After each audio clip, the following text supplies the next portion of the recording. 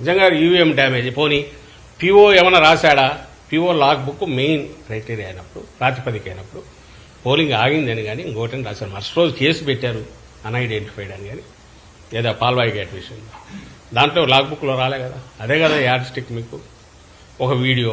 పోనీ ఆ వీడియో నువ్వే ఒప్పుకుంటున్నావు, ఈసీ మాకు తెలియదు అది ఎట్లా బయటకు వచ్చిందని. మరి ఒరిజినల్ ఏముంది? రిలీజ్ చేయి. దాంతోపాటు మిగిలిన 6, 7 అన్నీ రిలీజ్ చేయి. తెలిసిపోతుందిగా ఏం జరిగింది అక్కడని.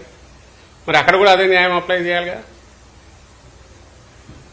పోనీ సహజ న్యాయం ప్రకారం చూసినా రీపోలింగ్ అడిగిన వాడు టీడీపీ ఎందుకు రీపోలింగ్ అడగట్లేదు? ఎందుకంటే కంఫర్టబుల్గా ఉంది కాబట్టి.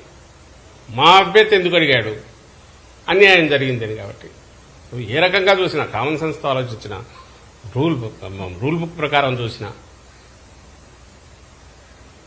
ఏ రకంగా చూసినా కూడా తప్పుడు దీంట్లోనే ఎన్నికల కమిషన్ కానీ ఆ అధికారులు కానీ పోయినారని స్పష్టంగా కనపడుతున్నప్పుడు మా డిమాండ్ మళ్లీ తెరుస్తున్నాం. ఇప్పటికైనా సరే ఎక్కడెక్కడ ఈవీఎం డ్యామేజ్లు మొత్తం అంతా ఇవ్వండి.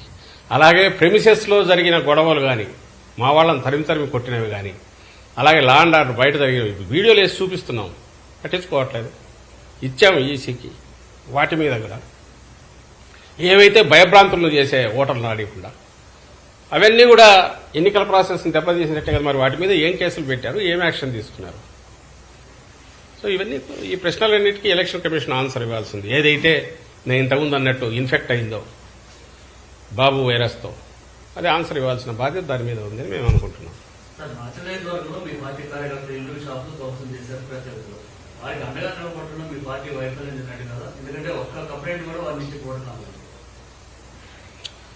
ఎక్కడక్కడ ఎవరినన్నా ఉండనిస్తున్నారా?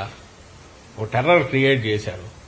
టెర్రర్ చిత్రంగా ఏంటంటే ఎవరైతే ప్రొటెక్ట్ చేయాలనో వాళ్లే క్రియేట్ చేశారు. ఊళ్ళు వదిలిపోవాల్సి వస్తుంది.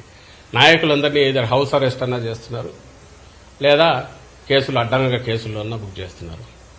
ఈరోజు కేసులు చూసినా ఇప్పుడు పోలింగ్ అయిపోయిన తర్వాత ఇప్పుడు బైండ్ ఓవర్ చేయడమేనండి. బైండ్ ఓవర్ రౌడీ షీట్లు ఇప్పుడు ఓపెన్ చేస్తున్నారు. పేర్లు ఇక్కడ నుంచి ఎక్కడెక్కడ టీడీపీ ఆఫీస్ నుంచి పోతే వైఎస్ఆర్సీపీకి సంబంధించిన వాళ్ళకి చేసేస్తున్నారు. దాని గురించి అది చాలా న్యాయబద్ధంగా జరుగుతుందని చెప్పడానికి ఆ ఎల్లో మీడియా రెడీగా ఉంది. బ్యానర్ వేస్తాడు, పద్దనే దాని మీద ఒక కేసు తయారవుతుంది, కొన్ని సెక్షన్లు పెడతారు. ఇంకో పక్క అన్యాయం జరుగుతుందని వాళ్లే రాస్తారు. మీరు ఇంతకుముందు అడిగిన దాంట్లో కార్యకర్తలను పట్టించుకొని వైఎస్ఆర్సీపీని కూడా వీళ్లే రాస్తారు. అసలు పట్టించుకోవడానికి అక్కడ ఎవడన్నా ఉండే పరిస్థితి రాకుండా అడ్డంగా వెంటబడి టెర్రర్ క్రియేట్ చేసేది వీళ్లే చేస్తారు, తమ చేతుల్లో ఉన్న అధికారులను వాడుకొని. ఈ అంతా కూడా ఈ షార్ట్ టైం. నేను మళ్ళీ చెప్తున్నా, ఈ తాత్కాలికంగా 4 రోజులే. ఈ 4 రోజుల తర్వాత మళ్ళీ ఎలాగో రిజల్ట్స్ వస్తాయి. జగన్మోహన్ రెడ్డి గారు మళ్ళీ ప్రమాణ స్వీకారం చేస్తారు.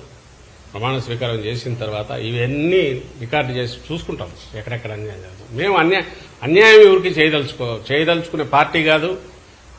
మీ చంద్రబాబు నేను ఎప్పుడు చెప్తుంటాను, ఆయన లాస్ట్ టైం ఎన్నికల కమిషన్ మీదకి దాడికి ఎట్లా పోయినాడనేది చూస్తే జగన్మోహన్ రెడ్డి గారు వ్యవహరించే తీరు ఎంత ఎక్సెప్షనల్ గా ఉంది అనేది కూడా అందరూ గమనిస్తారు. ఈయన ఎప్పుడు ఆ డిస్టెన్స్ మెయింటైన్ చేస్తున్నాడు, మా పార్టీ అది మెయింటైన్ చేస్తుంది. But at the same time ఎన్నికల కమిషన్ నిష్పక్షపాతంగా వ్యవహరిస్తుందని ఆశించిన ఎన్నికల కమిషన్ లేదా దాని ద్వారా ఆదేశాలు చెప్పి అధికార యంత్రాంగాన్ని దగ్గరికి తెచ్చుకొని టీడీపీ వ్యవహరిస్తున్న తీరు వల్ల ఏదైతే పరిస్థితి ఇది క్రియేట్ అవుతోందో ఈ నేపథ్యం దీనికి సంబంధించిన దాన్ని ఢీకొనాలంటే తట్టుకొని ఇది చేయాలంటే అసలు మనుషులు అక్కడ నిలబడి ఎవరైనా సొలైజ్ చేయడమో వాళ్ళని పరామర్శించడమో అసలు బాధితులు బయటకు వచ్చి చేసేటట్టు ఉండే పరిస్థితి ఉందా? వన్ సైడ్ అటు సైడ్ తీసుకున్నారు. అధికార వ్యవస్థ అటు సైడ్ తీసుకుంది, ఎన్నికల కమిషన్ బ్లెస్సింగ్స్ దానికి ఉన్నాయి. దాంతో వస్తున్న ఇబ్బంది వల్ల ఏమి చేయలేని ఇది వస్తుంది. కానీ 4 రోజులు అన్ని సెట్ అవుతాయి. ఐ థింక్ బాధితులు కూడా ఈ విషయంలో వాళ్ళకి అండగా పూర్తి పార్టీ ఉంటుంది. ప్రభుత్వంలోకి వచ్చిన తర్వాత వాళ్ళ గురించి కూడా ఖచ్చితంగా పట్టించుకుంటామని అయితే హామీ ఇస్తుంది.